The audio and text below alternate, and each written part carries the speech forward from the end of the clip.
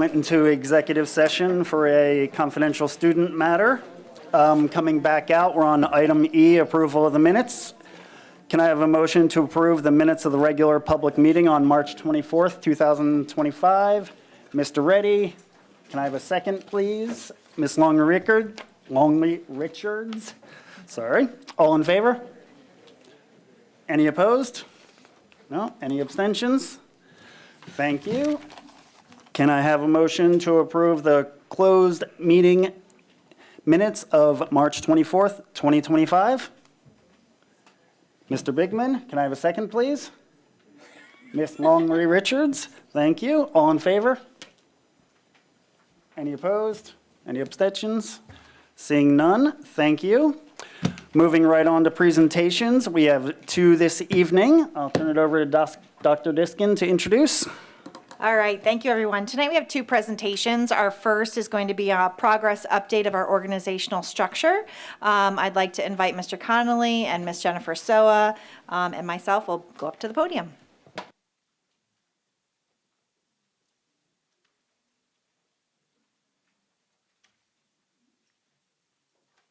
Check.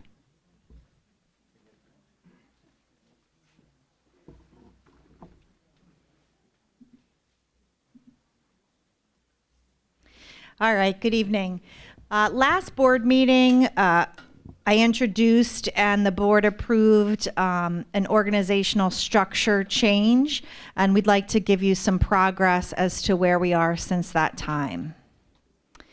So tonight, we're going to talk a little bit about, I'm going to give you an update on the hiring process, talk a little bit about the organizational benefits, and then review what I call transition planning. As a reminder, when we set out to take a look at this, we wanted to make sure that our goals were aligned with district goals, and that is to make sure that we meet the needs of every student, regardless of their grade level, their ability, or the school that they attend. We want to be sure that we increase our district instructional and curricular alignment across schools, grade levels, vertically and horizontally, and to increase the district social and emotional supports for student programming, such as counselors and district directors. I'm sorry, did you have a question? Oh, the camera is not panned at the presentation. May we pan the camera at the presentation, Nancy? We're just waiting for the technology to catch up with us, I guess. So I will pause. We good?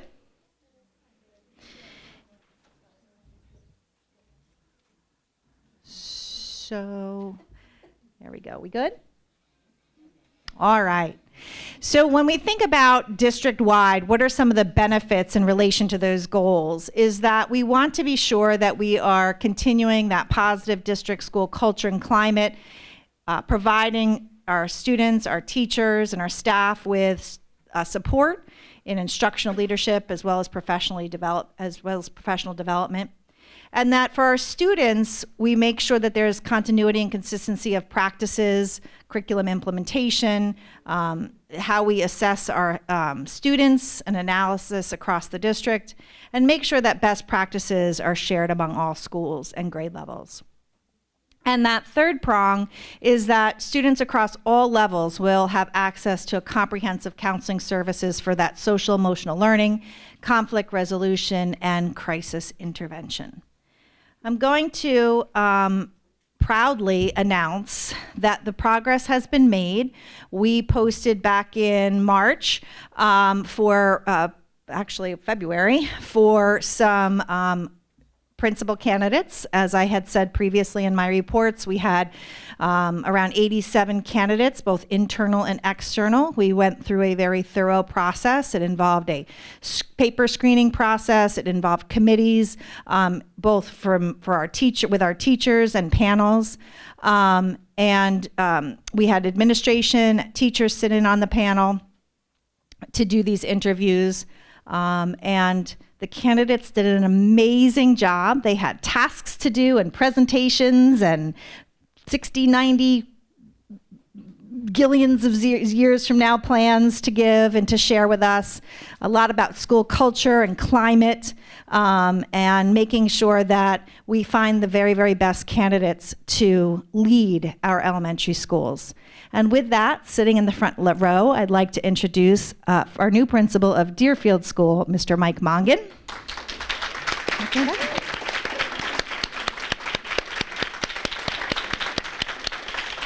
I'd like to present to you the most wonderful Miss Carrie Emilides for our principal of Glenwood School.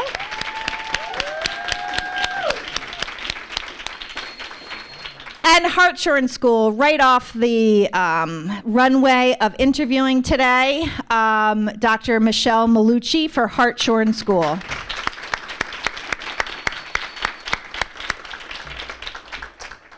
Now, this is a surprise, but South Mountain School, Mrs. Heather Fiore.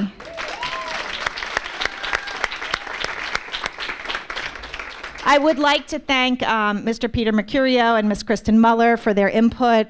Kristen also joined us on the panel of interviews, and so all of their information was extremely helpful.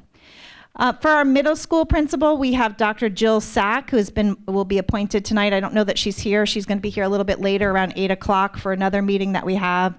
But she's going to be our interim principal, and she is going to remain with us while we open the search for a middle school principal later on in the 26 school year.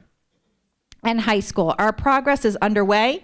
The Board of Education interviewed several search firms, and we are going to have the search firm Strategic Educational Advantage, or SEA, lead our search for the next high school principal. And so those progresses, that is underway.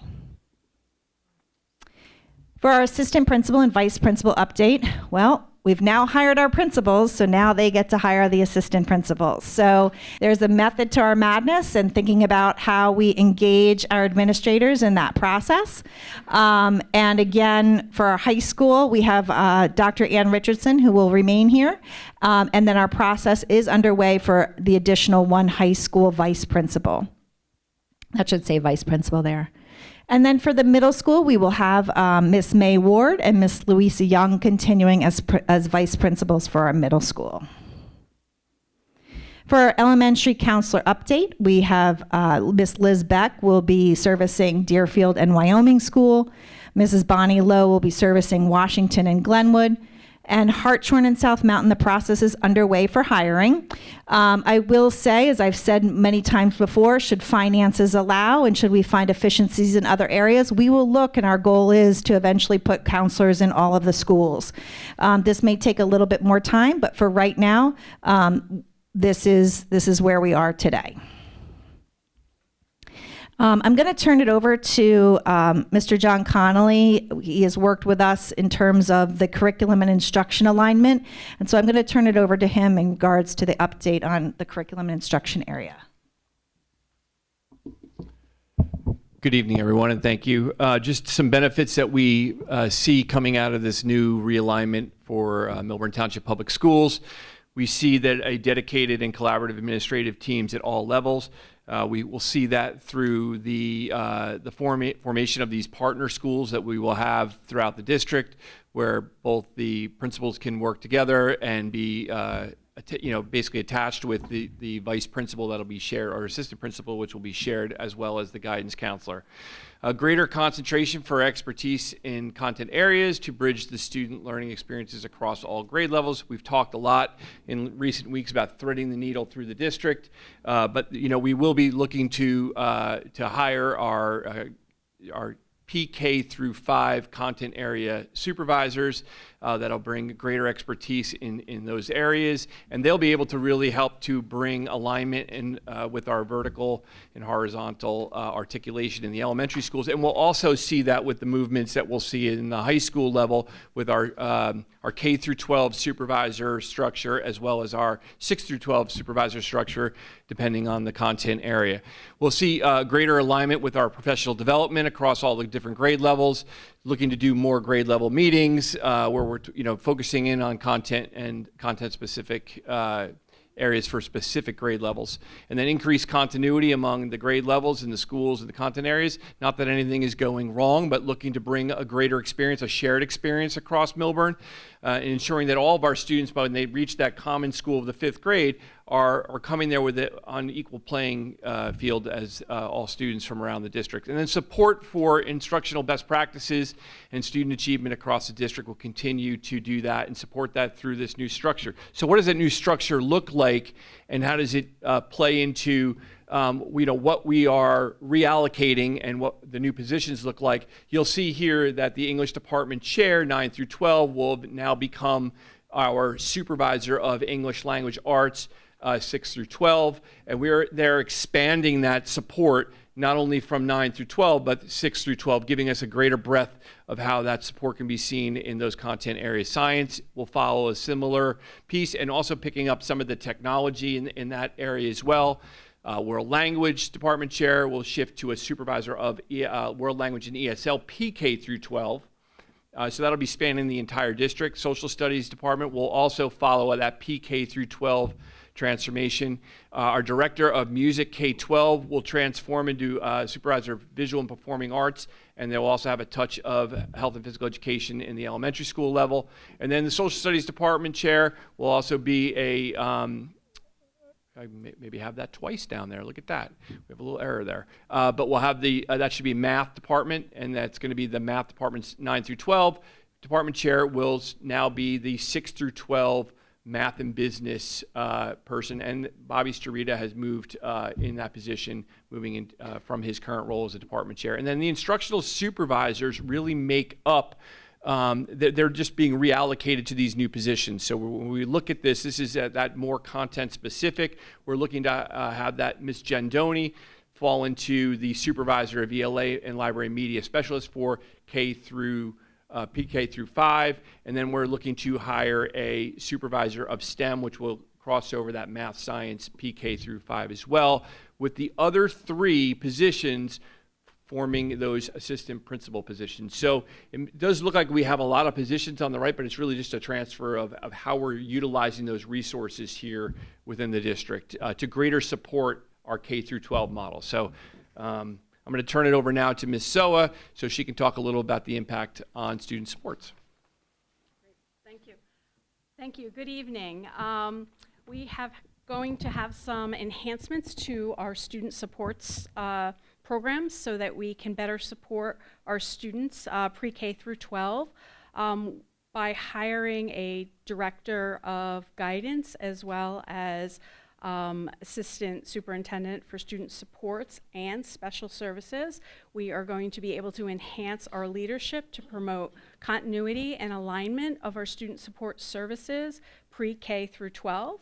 We will also be able to promote a more cohesive guidance department to support student academic, social, emotional learning, college and career development that is aligned with the district and student needs so that we can have a cohesive guidance department from elementary all the way up to the high school level. Students will have greater access to counselors at all levels to foster SEL and students in crisis. That's the additional supports that we've added now at the elementary level. We also hope that with this new leadership and framework of looking at guidance from the kindergarten through the 12th grade level, that we'll be able to support transitions from the elementary to the middle to the high school levels, as well as engage families all along the way to promote a more cohesive guidance programming K through 12. We continue to have dedicated child study team members assigned to the specific schools that also enhance our programs within those schools.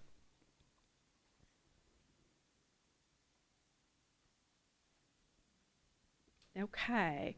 The way we were able to obtain these new positions and resources is by reallocating the position of Director of Special Services, which was pretty much special ed focused, pre-K through 12, to student support services and special services. So it's looking at both the gen ed side of supporting students as well as the special education side. We also turned our 12-month lead counselor at the high school level into a guidance counselor, 10 months, and that position is in the process to be hired. We had one instructional supervisor K-5 position left over from the 6 that we had that we were able to turn into an elementary guidance counselor. So as we talked about in the earlier structure, we already have 2 elementary guidance counselors in place, and this is where the 3rd individual comes from. And then the more newer position is the Director of Student Supports and Guidance, and that we also are in the process of hiring and reviewing applications right now for that position.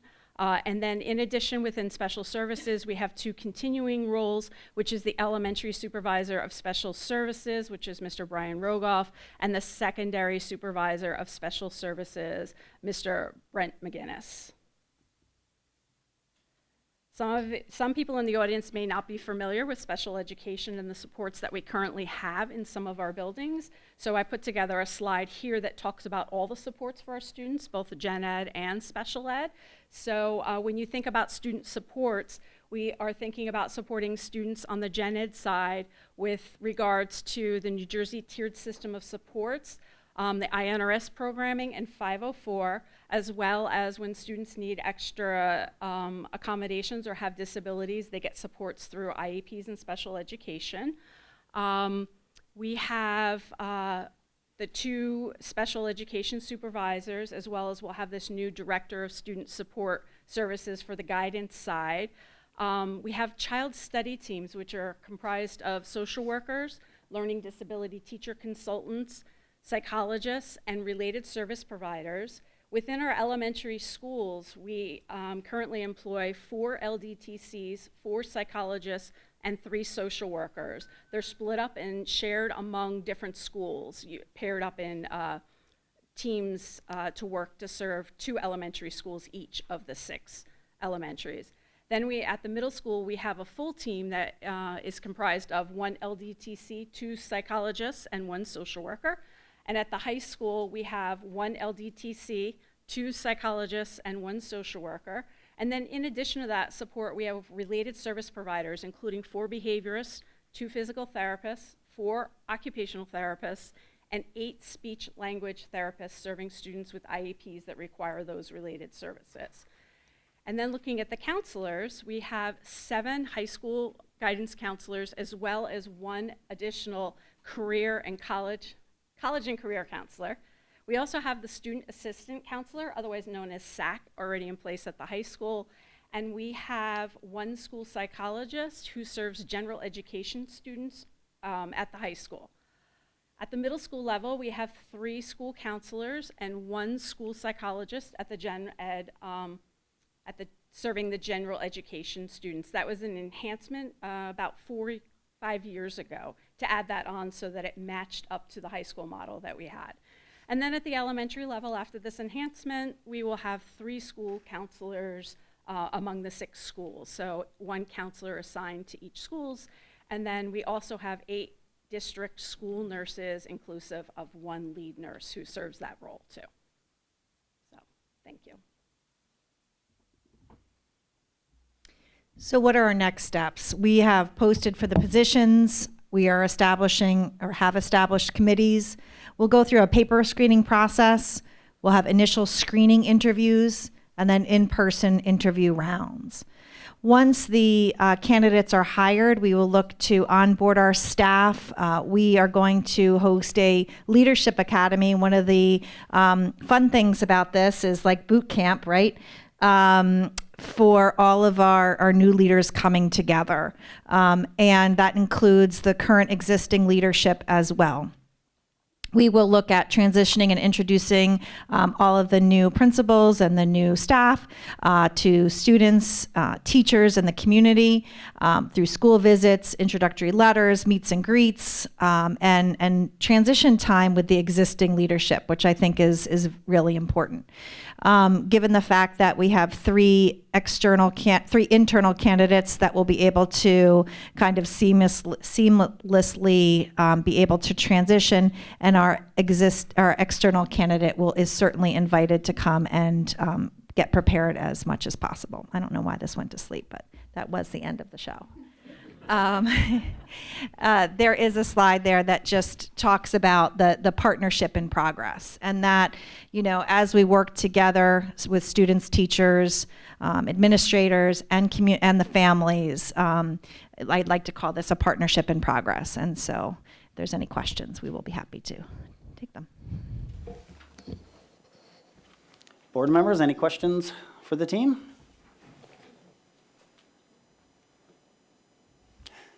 I'll shoot one out there. There you go. Well, first, Ms. Sella, congratulations on the promotion.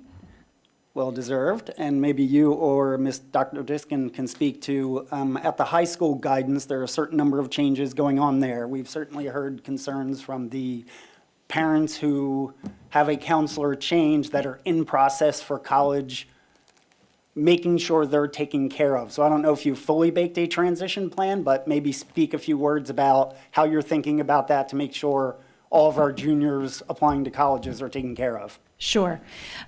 We are speaking with the guidance department this week in terms of what their transition plans are. We will be sure that we will do our very best to make sure that all of the standard college recommendations and those types of things are underway as best as possible. And we are looking to transition those roles as smoothly and seamlessly as possible. So I can have more of an update with you for the next meeting, but we are in progress with that. Fantastic, thank you. Mr. Finkelstein?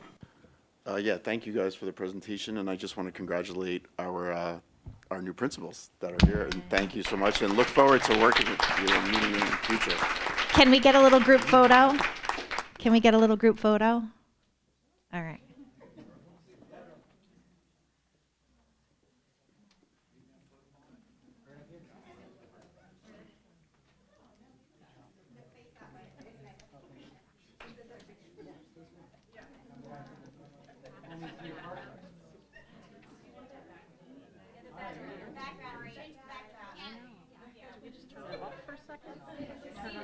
Can we, Hold on.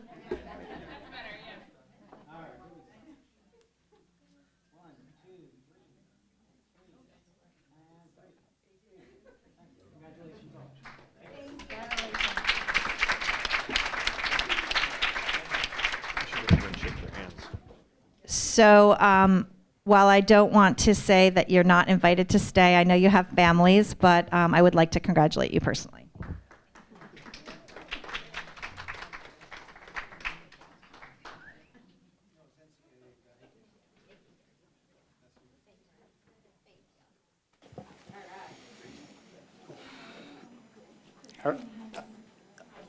Do we have one more question, Mr. Reddy? Or? Just a comment. One of the questions I asked in the previous meeting, I think, is the promotions of the internal candidates, and I'm super pumped to see majority of them being internal candidates. That we obviously have a lot of bench strength, and that being reflected in the new leadership, I think really encouraging. And also, I want to commend you on the speed with which you moved to try to close the leadership gaps. I think that bodes well for the school district, and also obviously the new principal should be involved in the hiring of the rest of the staff that you guys have eloquently and clearly shown today. So that I'm definitely pumped about the pace at which we are going here. Yeah, it was a priority. You know, it wasn't, it's not necessarily the speed, it was the thoroughness in which we did, and that we just had a concentrated focus on doing so. And so with that, we feel that we've come up with the very, very best candidates for Millburn Township Public Schools. And I wish them again the very best of luck in their endeavors, and look forward to working with you. Do you want to introduce the next presentation? Sure. The next presentation, we have Mr. Mike Scara. He is our Director of Technology. Mr. Scara has done a presentation for the middle school, and we heard rave reviews about it. So this topic is on cybersecurity, a very hot topic in today. I asked him, he did about an hour and 10 minutes with the middle school, and I asked him to shorten it to 10 minutes. So this is a snapshot of some of the work that Mr. Scara and the technology team have been working on. Thank you. Give me a moment to get everything back up together.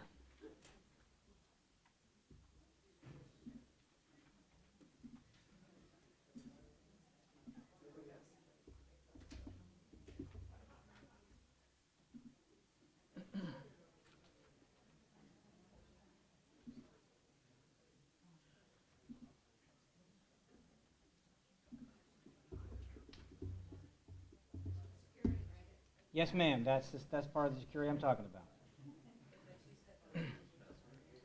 Yes.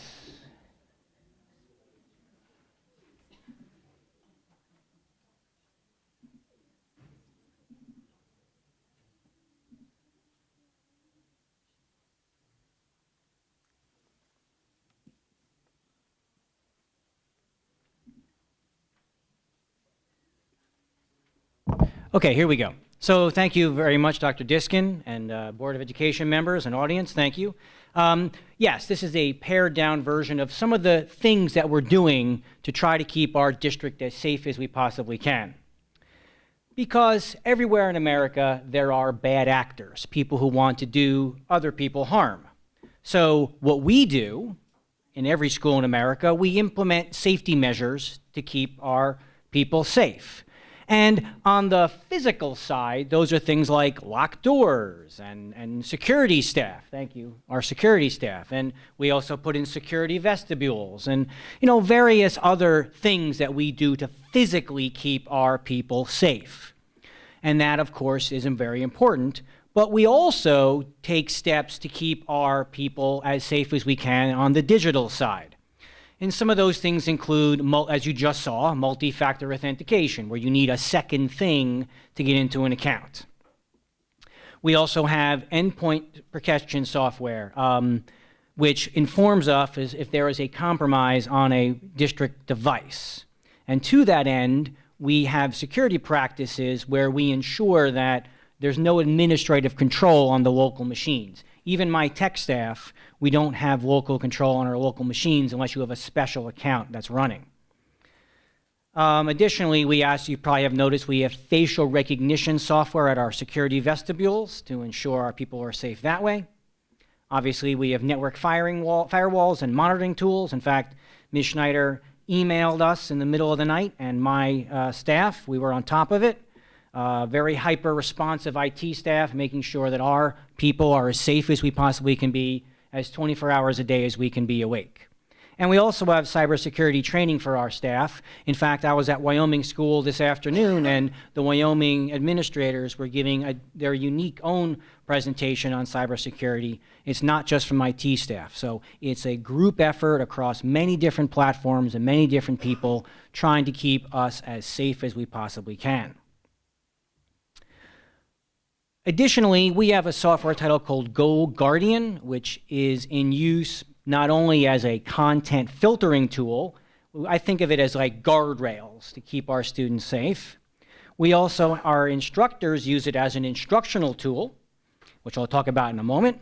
And we have just rolled out the Go Guardian Parent app to help our parents keep their children safe while they're at home off campus. I'm going to explain each of those briefly. So as a guardrail, which by the way is not new, this got put into place when Washington School got put into place, we use GoGuardian as a service that has categories of domains that we don't think are appropriate for our school. Additionally, staff members and members of the administration can ask for a unique website to be unblocked or a unique website to be blocked. And we have a process through which we go to ensure that it meets, again, educational goals.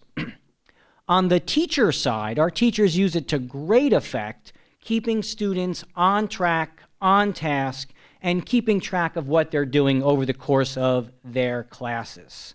We actually do things like monitoring on-task behavior, supporting students discreetly, which is my favorite bit, and sharing the screens. If a student is doing something outstanding, they can share the screen remotely. And our staff members can demonstrate and do technology integration right from their desks. Terrific stuff.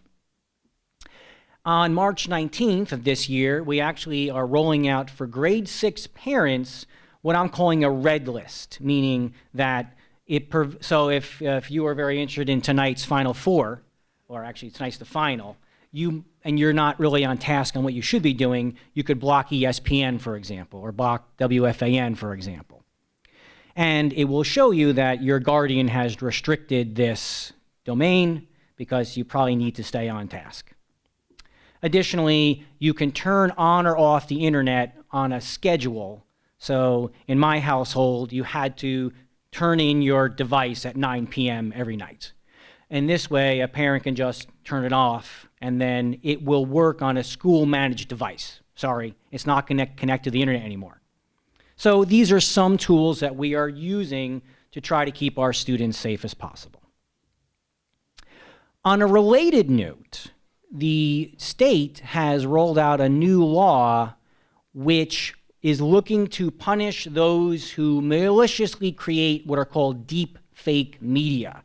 This is in response to a Westfield teen just in October who had her face placed, I should say, on a body that wasn't hers, which got passed around the school. So this is also a part of our security plan. The penalty for this could be up to imprisonment and a fine of $30,000. So here's an example. Here's some guy going for a run in the South Mountain Reservation. Here is that same guy running with a bear in that same South Mountain Reservation. This took me 5 seconds. Please note that the shadowing is correct, the lighting is correct, the space under the bear's feet looks like it's the same trail. This is completely easy to do, particularly with modern AI tools. So this is a growing problem, and our state government is doing what it can to make sure that these kinds of things don't happen to students. So what is it that you would like to know more about, and what other ways could we potentially be helpful? Yes, sir. Yes, ma'am. Any questions? Ms. Bethina? Hi, Mike. Thank you so much. This was very informative. Thank you. I just had a question about GoGuardian. Are new websites blocked by default, or do you have to request, like, is there a red list and When you, you I'm sorry, make a green list? are you saying new websites? Yeah. So are websites blocked by default, and then you have to add them to the green list, or is it the other way around? It's a combination of those. Again, we subscribe have to a red list? GoGuardian Okay. as the service. That's all they do all day, every day. In fact, I did some research that approximately 250,000 new websites are made every day. That's a lot. There'd be no way for a single technology department in a school to pay attention to all that. So we use GoGuardian. They have categories. For example, gaming, that's, sports gambling, for example. There are thousands of new sports gambling websites there out all the time. So that category that GoGuardian does its big groupings in, that's the service to which we subscribe.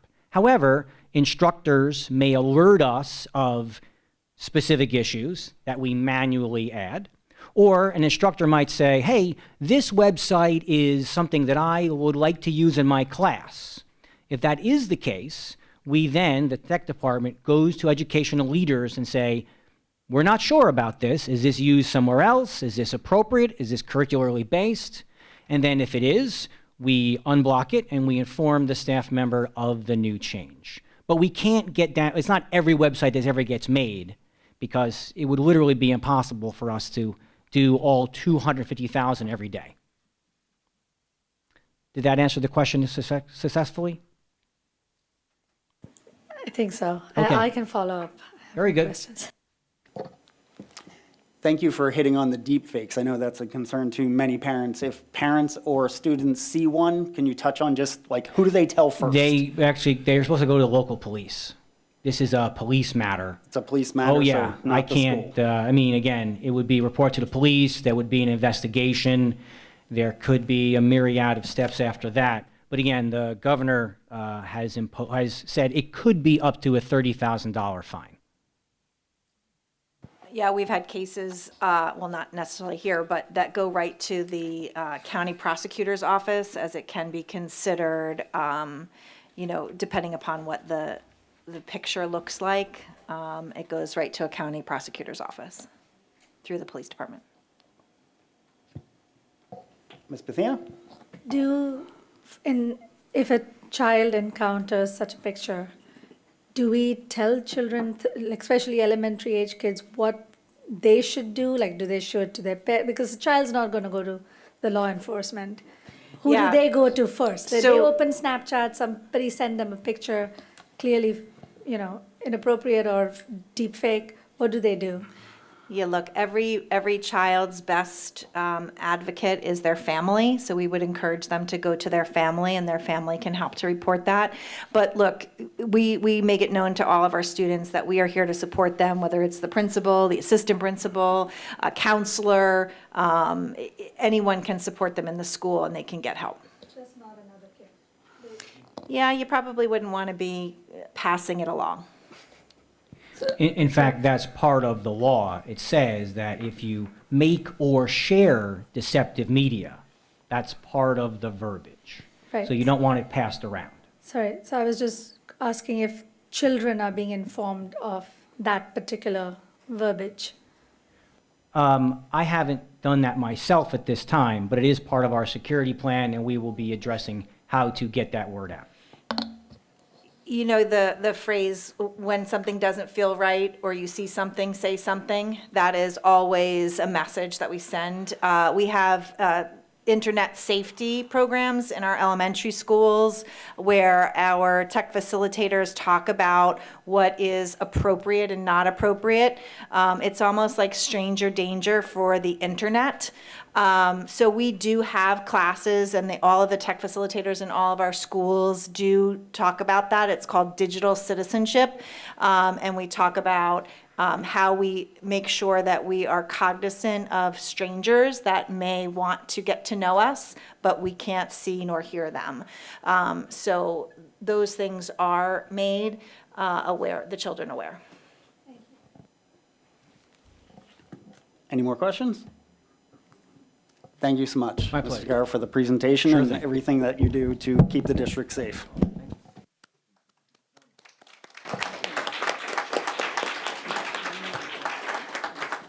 All right, moving on, board president's reports, just a couple things. I understand last meeting, a couple citizens were not able to gain entry as the room had hit capacity. We were unaware of this fact. I think there were actually a couple open seats in the front row. So I'd like to apologize to the individuals. It certainly wasn't our intent. We have no ability to forecast how many people are coming to these meetings. As you can see tonight, it's usually not an issue. Thank you, Mariana. This room is purpose-built for this. The live stream works really well. A lot of people do watch it remotely, so we are very hesitant to move from this room because invariably something doesn't work correctly unless it's our annual forum in which we hope hundreds of people come, so we'll move it over to the high school. So I just wanted to note that fact that, the meeting continues on. It's valid even if there are some people that can't get into capacity constraints. Also, I'd like to touch on the elementary school principals. It was great to see them here. I'd like to congratulate them, although they had left. I'm very optimistic and very excited to see them in the flesh and blood here tonight. It's a huge step for us, and they have big shoes to fill. If anything, we've seen from this process that there's a very strong attachment between those elementary school principals and the parents. And the thought of one leaving is quite difficult. So they have huge expectations, and I hope that in X number of years, they will be treated the same way, that when they choose to move on, it's painful for the community because they've done such a good job for us in that interim time. And I think they will. And I think we can look forward to all the great things that they're going to bring and not take anything away from what our current principals have done. They have built great teams. They have built great institutions. They have had great results. We can honor them for the rest of this year and praise what they've done and still be excited for what's going to come ahead of us. Dr. Jason, Kelly Salazar, Scott Wolf, I'm not missing anybody, right? They've done great things. I was Deerfield. I had Ms. Salazar for 10 years across 3 kids. There was a level of comfort knowing her firm hand was there every day. I understand parents being apprehensive about losing their principal. So tonight was an important first step. We got names in boxes. You see them in the flesh. Step 2, as Dr. Diskin mentioned, they will help hire the assistant principals. It's fantastic that they have the opportunity to give input and build their team from day one, because that's certainly not always the case. And then step 3 will be a transition. We're getting a lot of questions. How is this going to work? It's like, step 1, hire. So we've done that. There are certain things we're going to be very prescriptive on. We've talked a lot about harmonizing the curriculum. Gendoni and English will work on harmonizing the curriculum. We want that to happen. A lot of it, we are purposely not being prescriptive. These individuals who are sitting in the front row will figure out what worked best from the existing structure and carry that forward, and what could use improvement and to make their school even better. So we hired people and we will trust in them. We're not going to say how this is going to work. They're going to say how it's going to work. And we're lucky that it's 5 months till opening day. How many of you had a 5-month job transition, right? I'm lucky to have 2 weeks in the dozens of times I've changed careers. So we do have a long time to work on the transition. And like I said, I'm very optimistic that we'll think of a lot of things. We'll plan for it the best we can. I'm not going to promise something won't go wrong. In fact, I'll pretty much say something will go wrong. But I will trust that these people will fix it when it does go wrong. So I'm looking forward to our actual filling the other open roles that we have out there. I think that's it for me. Dr. Diskin, your report? Very good. All right. Tonight we have the drills in item H1 that represent the fire and security drills in all of our schools for the month of March.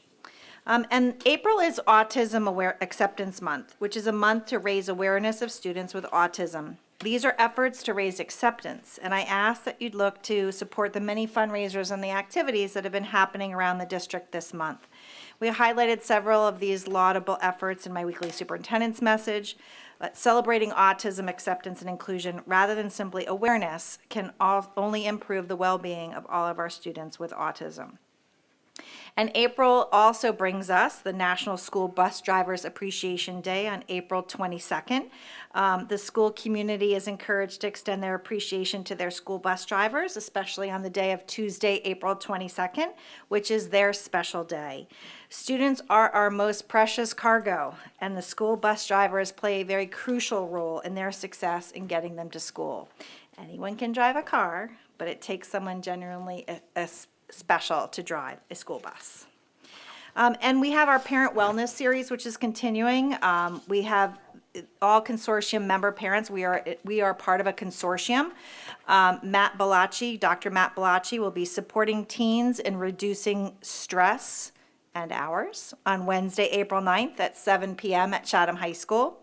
And also mark your calendar for Millburn's upcoming consortium presentation on Tuesday, May 20th at 5 p.m. at Millburn High School Auditorium. We will be hosting. Parents and students are invited to what promises to be an informative program, The Dangers of Gambling, presented by sports media personality Craig Carton, who will share his very personal and public journey of recovering from gambling addiction. And our New Jersey school performance reports were recently released on Wednesday, April 2nd, and they are available on our link through our website. Millburn continues to thrive and stand as a beacon of excellence in education, reflecting the dedication of our students, our teachers and staff, our families, and the entire school community. So that concludes my report. Thank you, Dr. Diskin. Moving on to board committee reports. Student representative report, Mr. Glatt. Good evening, members of the board, parents, and our dedicated teachers and administrators. On Friday, March 28th, a certain group of students received an email about something big and exciting. Spring has arrived, and our downtown will be blooming with teens who have a new outlet to spend their money. Mark your calendars, the Junior Privilege Trial starts on April 22nd. You never know what will happen during these unprecedented times.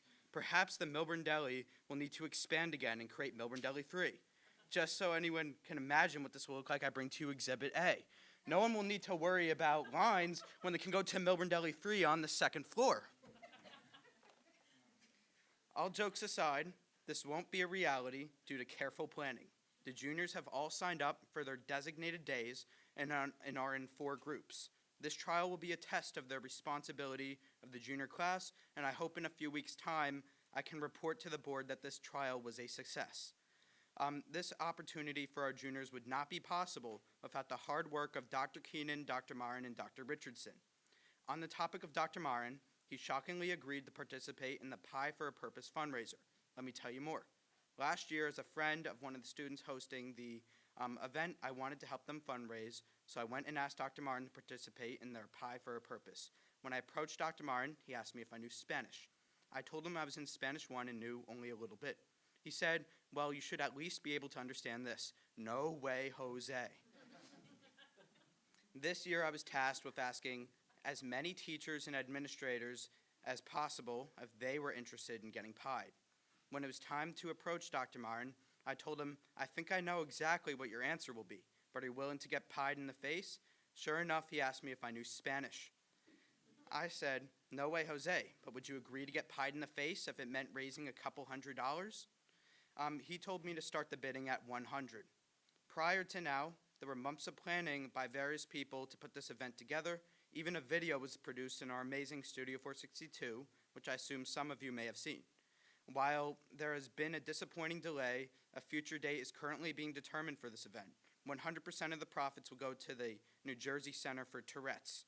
Last week, on April 4th, we had an excellent pep rally with a ping pong tournament where Charles Wayne crushed the competition. This was a big win for the senior class. Another cool event at the pep rally was the paper airplane competition. Everyone was able to participate and make paper airplanes that they could throw into the middle of the gym, with whichever one got to the closest to the middle of the circle was the winner. Well, you might be thinking, what was the prize for the winner? Will they get a free lunch at a Millburn Deli location of their choosing? Staying on the topic of sports, I have both the winter sports recap and the first sports report for the spring season. I'll start off with the winter sports recap. Start off, the boys basketball team made quarterfinals in the state tournament.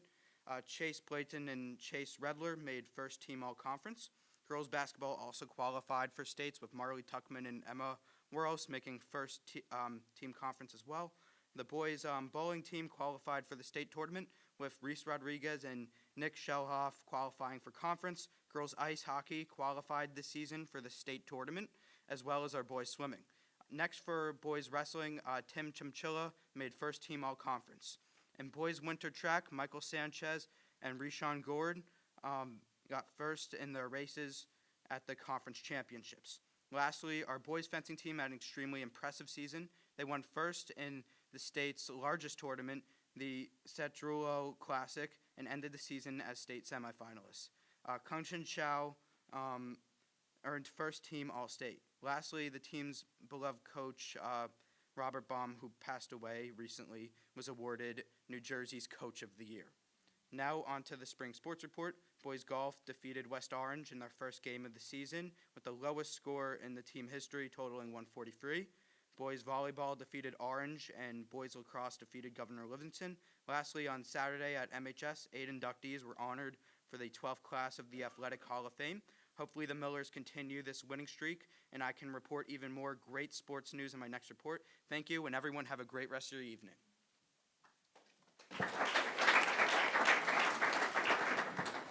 Any questions for Mr. Glatt? Ms. Bethina? Hi. I have actually a question. I love your reports. They're very informative. But I have a question more about, as student representatives, you're privy to a lot of information and debate and discussions that happen in this boardroom. I was curious if how do the student representatives get that information and share it with the general body? And is it only up to high school, or do you also share that information down to middle school level? You mean what goes on at the board meetings? So typically I don't really speak to people at the middle school, but usually after a board meeting there will be many students who will come up to me and ask for a recap. Also sometimes I'll look at the recording and post highlights of what's went on so people on social media could be updated with a quick 1-minute highlight. Yes. Thank you. Any more questions? Thank you so much, Mr. Glatt. Next committee is negotiations. That's still me. We had a meeting on March 25th. Board members present: Chris Heinrichs, Noel Bigman, Asaf Farashudin. Staff present: Cheryl Snyder. Board counsel: Mark Tabakin. MEA members present: Louis Enfanger, Daniel Green, Christina Yurkowski, Chris Schlepp, Katie Mitchell, Bob Smith, Sandy Titchner, Robin Finkelstein. NJEA present: Louis Delgado. The meeting started approximately 5:30 p.m. The MEA and the board continued to discuss proposals. The meeting ended at approximately 11:05 p.m. Respectfully submitted, Chris Heinrichs.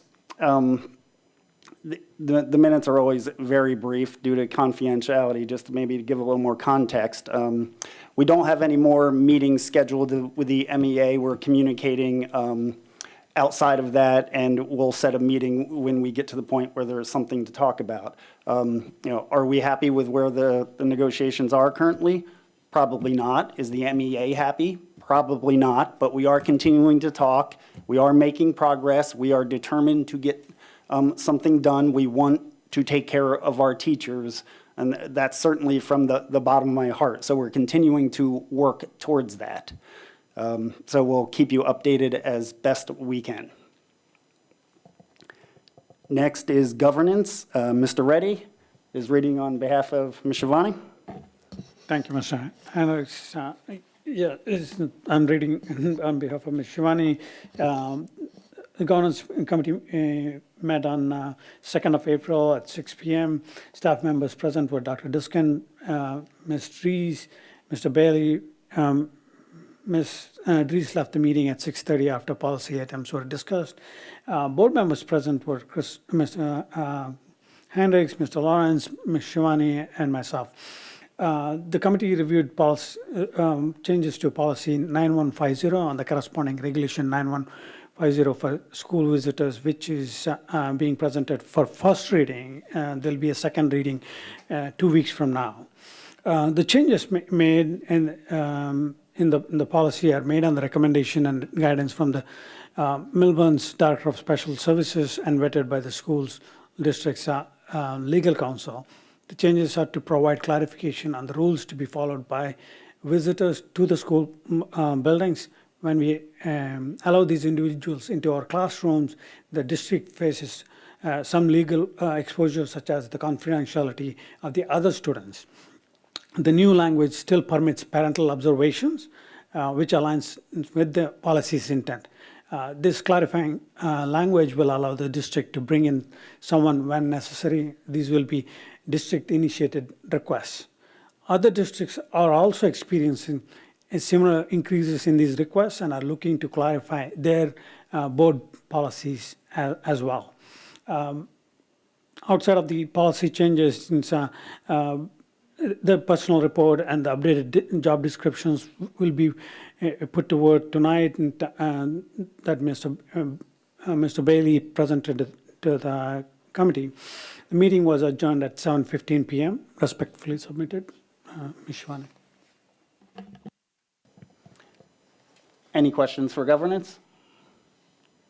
No, thank you. I just wanted to reiterate what Mr. Reddy said there, that we are changing a policy tonight for visitation in the schools to clarify it. And again, as with most of our policies, it's a recommendation from Strauss-Esme. They give some language. We have the ability to choose different aspects of their language, but essentially, student observations existed yesterday, they will exist tomorrow. This is just clarifying the process and the rules around it.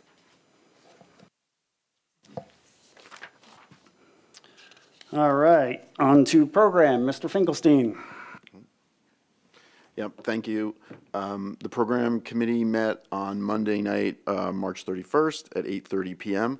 Board members present were myself, Andrew Finkelstein, Mr. Reddy, Ms. Longley-Richards, and Ms. Shivani. Staff present were Dr. Diskin and Mr. Connolly.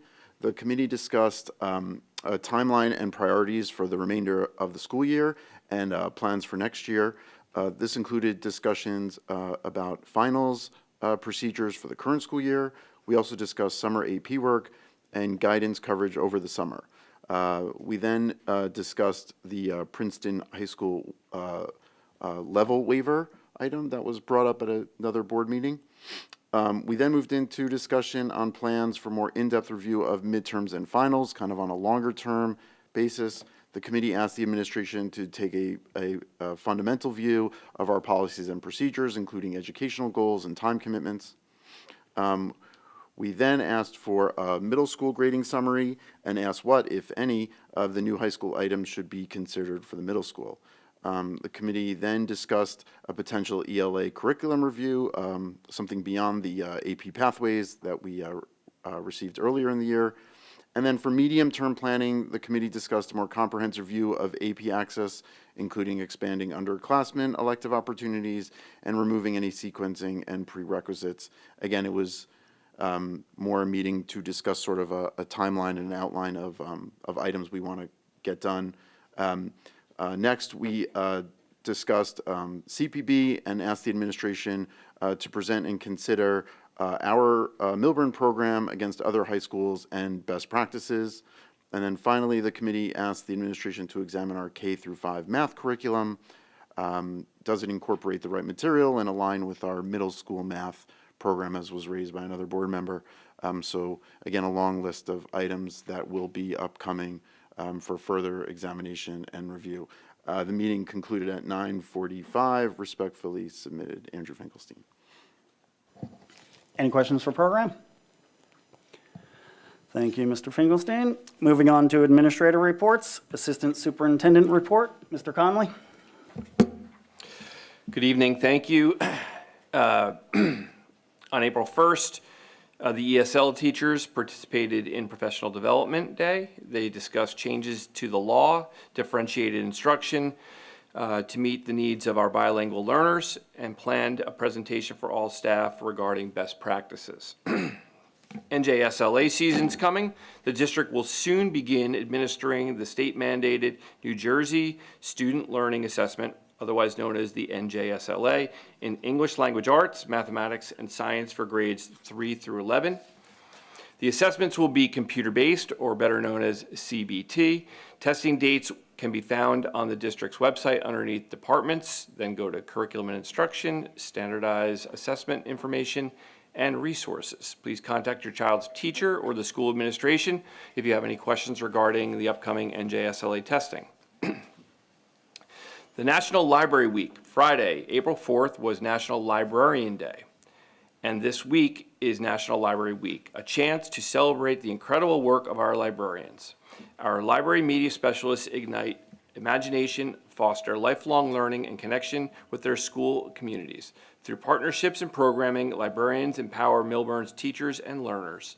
They manage numerous print and digital resources and create welcoming spaces where curiosity, reading, and research thrive all year round. Millburn takes pride in its librarians. Be sure to wish them a happy National Librarian Week when you see them next. And then finally, STEAM Fest. Congratulations to all the students that participated in STEAM Fest and our winners at the recent STEAM Fest celebration. The special thanks goes out to the Millburn Education Foundation for creating this fantastic showcase for science, technology, engineering, art, and math, and for enabling students to learn and grow in all these different fields. Thank you to all the participants, volunteers, and donors. The list of winners can be found on the MEF website. Respectfully submitted, John Connolly. Thank you, Mr. Connolly. Business Administrator's Report, Ms. Schneider. The county has approved the 2025-26 preliminary budget and has given us the approval to advertise. The budget will be advertised in the Thursday, April 24th edition of the item for public review. The consolidated budget handout that was shared in March is available on the district website with additional account line details. The budget hearing is scheduled to take place as part of our regular board meeting on May 5th. On tonight's agenda is the approval of the subscription busing rate for next year, as was discussed at the last board meeting. The cost will be $1,595 per student, an increase of $100 over the 24-25 rate. While there still will be income-related waivers available, we will no longer be offering waivers for family maximums. Families with more than 2 students riding the bus will need to pay for a subscription for each of their children. Information will be available for registering for subscription busing in the next week. Registration will be available via Community Pass beginning April 14th through June 13th. Families registering after June 13th will be placed on a wait list pending finalization of the routes. Also on tonight's agenda are additional facility-related resolutions. M3B is for HVAC equipment for upgrades to the high school auditorium ventilation system to coincide with the auditorium referendum renovation project. An additional resolution for the installation of this equipment will be on a future agenda. Other items for approval include spring and summer projects, including additional referendum projects and regular maintenance needs of the buildings. And last but not least, congratulations to our own Deerfield head custodian, Dan Davis, who has been named a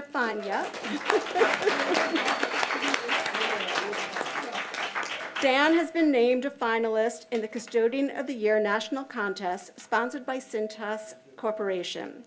Dan is one of 10 finalists from around the country and the only one from New Jersey. Anyone who knows Mr. Davis knows how exceptional he is and how deserving he is of this honor. You can help him win the top prize, including $10,000 and a trip to Las Vegas. Voting information has been shared in the Millburn mail notices, or go to www.custodianoftheyear, that's one phrase, custodianoftheyear.com/vote/. Voting is open through April 11th. Spread the word and vote daily. Let's get Dan Davis to the top. Again, www.custodianoftheyear.com/vote/. And that concludes my report. May I add that there is a QR code located on the door outside as you're exiting, if you have your phones, to use that QR code to vote for Dan. And I hear it's kind of one vote per device per day, so. You can vote. Huh? Or maybe a That's bit what I'm more. saying. You can Keep vote trying. each device each day. In fact, you can Oh, vote you on, can keep voting? you can keep voting. So I don't encourage any of this, but vote as you see fit. All right, on to public comments. Please state your name and address for the record. Public comments will be limited to 3 minutes. You're welcome to come back up to the microphone. If you hear the alarm, just please finish your sentence and wait for your next turn. Responses to questions and comments will be posted to the district website before the next board meeting or within 10 school days. Please go ahead. Hi, I'm Abby Spelks at 58.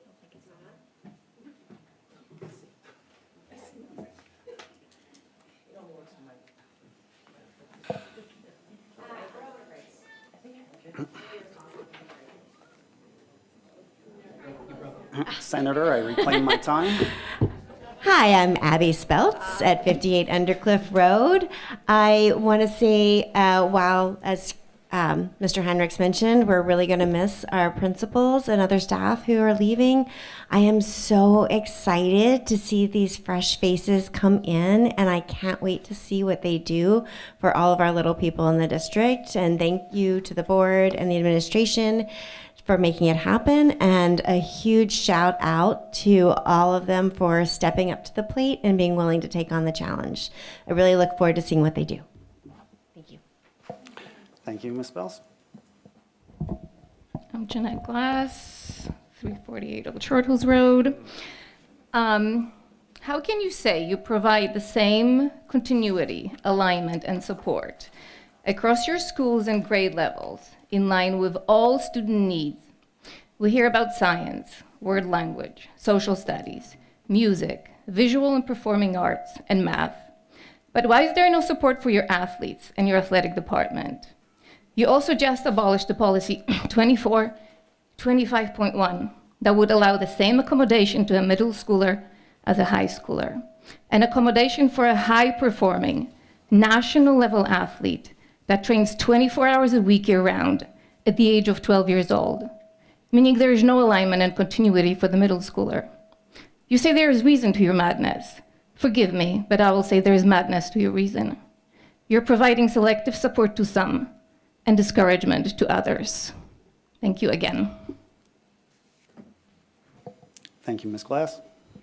Good evening, members of the board, parents, and teachers, and thank you for letting me speak today. My name is Matthew Perlstein. I live at 43 Lee Terrace, and I am a sophomore at Millburn High School. I wanted to come to speak today as I've been very pleased with one change the board has made with test corrections.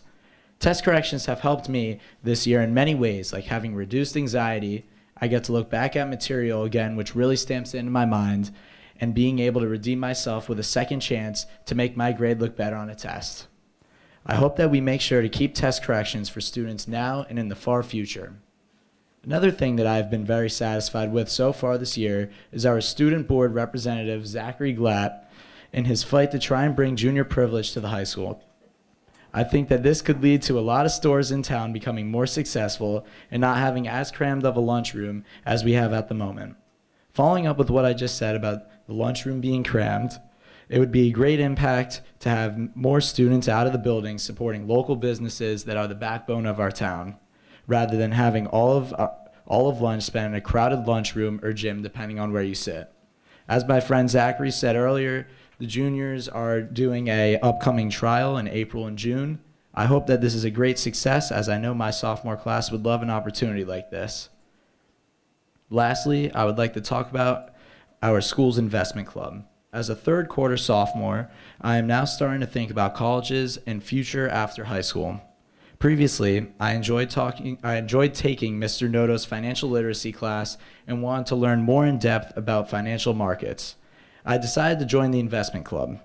I had high hopes from my first meeting, and I was excited to join a community of like-minded individuals who could share their experience with me. Unfortunately, when speaking with other students, I found out that the future of the club was uncertain, including the possibility of the club no longer running. I really hope that this doesn't become reality, as I would love to learn more in depth about how to navigate the financial markets, especially given the current uncertainty. Thank you so much again for giving me time to speak today, and enjoy the rest of your evening. Thank you, Mr. Perlstein. Good evening. My name is Eric Song. I live at the Upton. I'm a current senior, and I'm the co-president of the Millburn Psychology Club. Today, I'm here with my colleague, Mina Sultani, to discuss the fundraiser we've been planning, Pie for a Purpose. As Zach mentioned earlier, the event was preceded by months of organization as we worked tirelessly to gather teachers, manage logistics and dates, create a fundraising page, and even put together an advertising campaign with the help of members of Studio 462, Mr. Breslow, and Dr. Myron. Beyond the months of work that went into organizing the event was an entire year of anticipation following last year's Pie for a Purpose, which is why we were incredibly disappointed to learn last Monday that half of the teachers we enlisted were suddenly dropping out of the event due to issues involving their contract. The disappointment wasn't just felt by us alone, but also the many friends, students, and teachers that dedicated their time and effort towards our event. It's a shame that these conflicts affecting teachers have bled down to the student body at such a high level, because the high school is an excellent resource for raising money and awareness. I hope that a resolution may soon be reached for the sake of future fundraising efforts and extracurricular activities in general at the high school. Nevertheless, Mina and I haven't given up. We're still committed to raising money for the New Jersey Center for Tourette Syndrome, and we are ready to adjust and pivot in our strategy. Thank you so much for listening, and I hope something will happen soon. Thank you, Mr. Song. Good evening. My name is Mina Sultani. Just to reintroduce myself, 76 Elm Street. I'm a current junior, and I'm the other co-president of Psychology Club. As Eric had briefly mentioned, we want to emphasize the greater impact that a lack of resolution has caused. Last year, we were able to raise nearly $1,000 for NJCTS through club activities and, of course, our main event, Pie for a Purpose. This year, while we have been upset that MHS non-ad hoc clubs have been postponed for the near future, we were still under the impression that we would be able to continue our fundraising. Now more than ever, organizations in our community rely upon our actions. Recently, the New Jersey Center for Tourette Syndrome had over $800,000 in state funding pulled. Without these funds, NJCTS is unable to continue its research and invest in various resources, including education outreach, scholarships, and youth development. We believe it is imperative to express the impact we have on our broader community, not just Millburn, but all of New Jersey. What might seem like a Millburn High School problem is in reality much more. As a community, we hold the power to ameliorate the lives of others, but when this ability is complicated, what difference can we even make? We hope that part of our message can resonate with you, and a resolution can be reached soon. Finally, thank you for your time and willingness to hear us out. Thank you, Ms. Sultani. Jeffrey Feld, 11 Alexander Lane, Short Hills, New Jersey. I'm happy that we replaced today a lot of the principals, but for people that do not have, are not part of the, like say, the school system, can you maybe post little biographies of the people that you just hired tonight so the community could, the greater maybe portion of the community can understand who the people are and give them comfort. During the superintendent's report, she talks about parents being the best advocate for their child, and if you see something wrong, to stand up. Well, I'm standing up to defend the parent. And I believe, and I don't understand why my suggestion that we meet with the new interim middle school president, vice principal, has been rejected out of hand. Tomorrow I have a conference call with the Office of Administrative Law. We're going to litigation. I don't understand why this can be cut very shortly if people will get in a room. And finally, as to the pie in the face, is the bid open still to pie the principal? Well, if this would it's happen on the day of the event. I mean, so if I want to put $101 to get it done, can I give you money today, right now, so that event can occur? Would you like cash or a check? Just tell me what to make it to. I want to, and please invite me so I can see that event. Thank you. Thank you, Mr. Feld.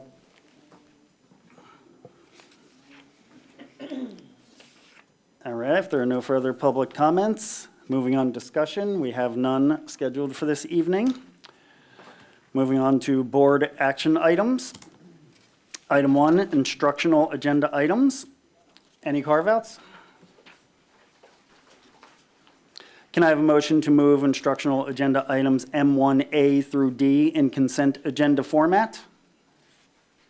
I need hands. All right. Ms. Longer-Richards, Ms. Bethina can second. All in favor? Can I have a motion to approve instruction agenda items M1A through D in consent agenda format? Ms. Bethina, Mr. Finkelstein can second. A, resolve to approve professional development request. B, resolve to authorize the affirmative action team to conduct a needs assessment and develop a comprehensive equity plan. And be it further resolved to approve the CEP and authorize the submission to the Essex County Superintendent. C, resolve to approve in-district summer programs for 2025 as listed below. D, resolve to approve 2024 to 2025 school year field trips. Any comments? Roll call, please. Ms. Bethina?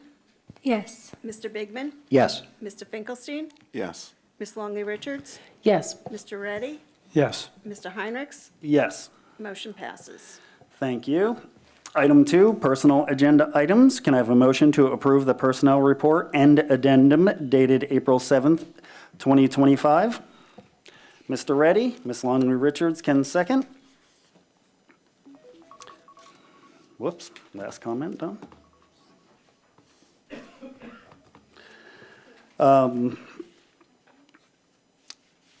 Where was I? Any comments? Roll call, please, after. Mr. Bigman? Yes. Mr. Finkelstein? Yes. Ms. Longley Richards? Yes. Mr. Reddy? Yes. Ms. Bethina? Yes. Mr. Heinrichs? Yes, Motion passes. thank you. Dr. Diskin, do you have some comments? Yes, tonight on the agenda, we have Mary Ann Geller, who is the secretary to our business administrator, Ms. Cheryl Snyder, and she will be retiring after 21 years and will be retiring in September. We wish her the very best in her retirement as she opens up that next journey and chapter. So congratulations to Mary Ann Geller for 21 years.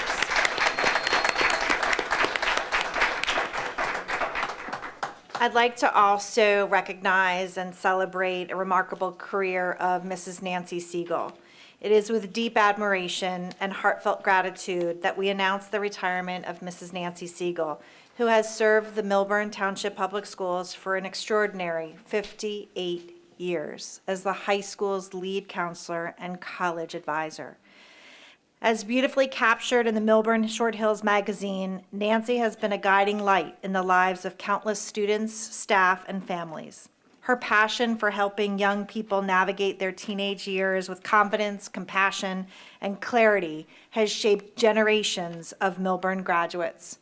Her expertise in college advising is unmatched, but her deep care, kindness, and unwavering belief in each student's potential truly sets her apart. Nancy sees and supports the whole student. She listens with empathy, encourages with wisdom, and helps each young person recognize their unique talents, accomplishments, and dreams as they plan their future. Her legacy is woven into the very fabric of our schools, not just in the academic success of her students, but in the confidence, the self-awareness, and the hope she has instilled in many. While we will miss her knowledge, her insight, and her daily presence, we will be forever grateful for her impact.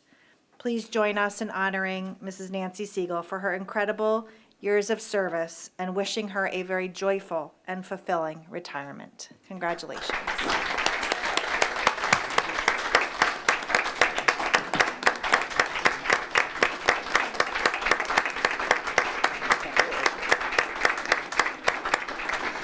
And while Nancy might not be here, I certainly do hope that she is watching us.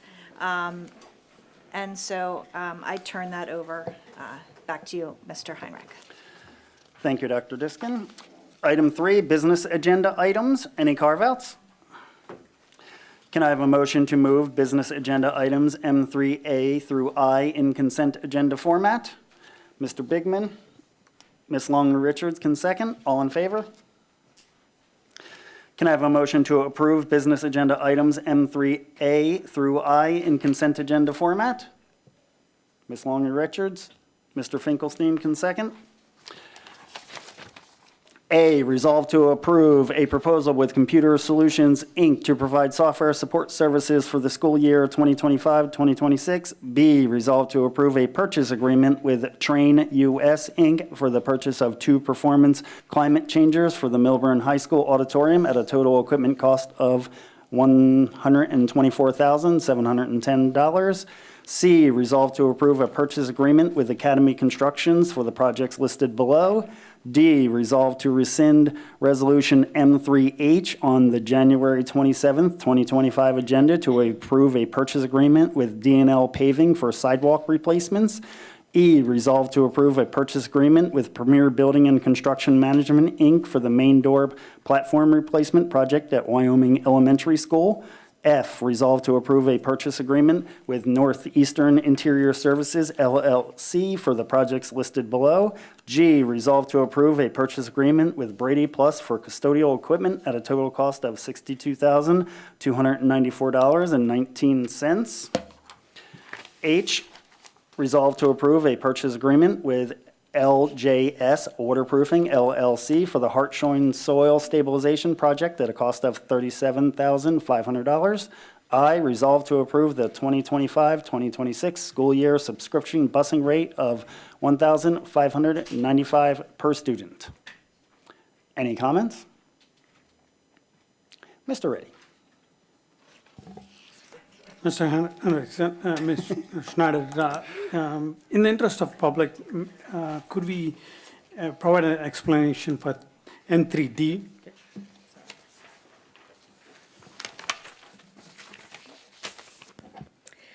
Yeah, so back in January, we approved an agreement with DL Paving based on a co-op contract that they had. And when the purchasing was processed, and my office goes through multiple steps in reviewing any purchase order that comes through, we identified the fact that their contract with the cooperative had expired. And so we solicited additional contracts to do that work, which comes under F for Northeastern Interior Paving at Washington and South Mountain Schools, is basically replacing what we had with D&L Paving. So we needed to rescind the one from January, and now asking you to approve to do that same paving work through Northeastern. I will say it's about $2,000 more than the original that we got from D&L Paving, but very similar in the quote. Thank you for that clarification. Any more comments, questions? Roll call, please. Mr. Finkelstein? Yes. Ms. Longley Richards? Yes. Mr. Reddy? Yes. Ms. Bethina? Yes. Mr. Bigman? Yes. Mr. Heinrichs? Yes. Motion passes. Thank you. Item 4, policy agenda items. Any carve-outs? Can I have a motion to move policy agenda items M4A and B in consent agenda format? Mr. Reddy, Ms. Bethina can second. All in favor? Thank you. Can I have a motion to approve policy agenda items M4A and B in consent agenda format? Mr. Reddy, Ms. Longley Richards can second. First and second reading, approval of policies, regulations. First reading, A, policy 9150, school visitors. B, regulation 9150, school visitors. Any comments? Roll call, please. Ms. Longley Richards? Yes. Mr. Reddy? Yes. Ms. Bethina? Yes. Mr. Bigman? Yes. Mr. Finkelstein? Yes. Mr. Heinrichs? Yes. Motion passes. Thank you. Moving on to old business. Any? Dr. Diskin? I need to take a step back to the personnel report. It helps if I flip the pages correctly. So my apologies, but without further ado, I'd like to sincerely congratulate 4 more very amazing staff members in our district. Paula Maroney, she is our Ed Center Facilities Management Project Manager. She is without fail always at the front door with a smile. So her retirement of 13 years, we wish her the best in her journey. Karen Astorino, our Glenwood School Secretary, will be sorely missed, and her retirement is of 27 years in the district. Jill Vaccaro, she is the Wyoming School Secretary after 9 years retiring. And Mary Ricos, the same paraprofessional at South Mountain School after 9 years. We wish them the very best in their retirement. Thank you. Thank you, Dr. Diskin. Any new? Oh.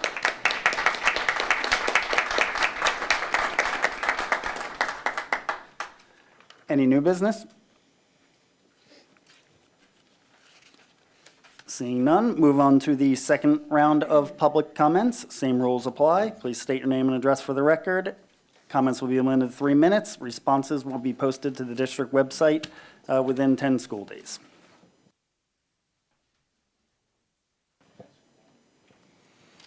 Seeing no comments, move on to board member comments. Do we have any? Mr. Reddy? Just, I want to comment on something that came up in the public comments earlier.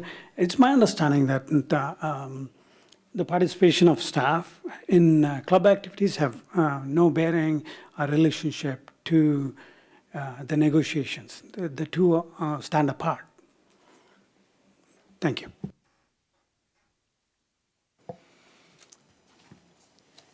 Any other comments? Mr. Farashudin couldn't be here tonight, but I know he attended the Eid celebration in town, and he would say a few words about Eid and that celebration. I will not do it justice. I will not try. I just wanted to denote that fact. But, I'm sorry? I just wanted to mention that. All right. No further comments. Can I have a motion to go into executive session to discuss a confidential student matter? Ms. Bethina, Ms. Longley-Richards can second. The discussion on this topic will be disclosed to the public at the end of the next public meeting of the board or as soon thereafter as circumstances and nature of the subject permits. All in favor? All right, we are in exec session. We'll move to the tech room.